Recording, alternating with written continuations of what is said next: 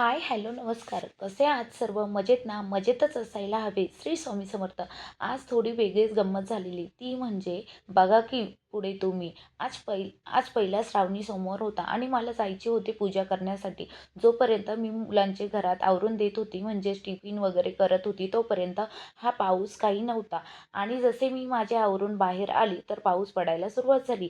आणि पण मी ठरवले होते की जरी काही झाले तरी आज माझा उपवास आहे. मला पूजा करायची ती बाहेर मंदिरातच. ते करण्यासाठी मी बाहेर गेली आणि बाहेर पडली आणि पावसात सुद्धा लोक पूजा करतच होते. तर मीही तिथे गेली आणि मी तांदूळ तर घेऊन गेली होती, पण बेल फूल नाही आणले. तर मी गेली फुले घ्यायला. ती फुले किती प्रसन्न दिसताय ना. फुले घेऊन आली.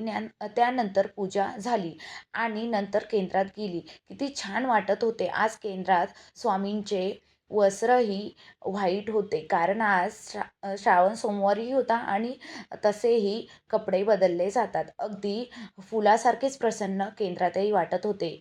मावशींचा अभिषेक चालू होता. नंतर मी तिकडनं घरी आली. घरी आल्यानंतर चहा घेतला. त्यानंतर घरातही मला पूजा मांडायची होती, तीही करून घेतली.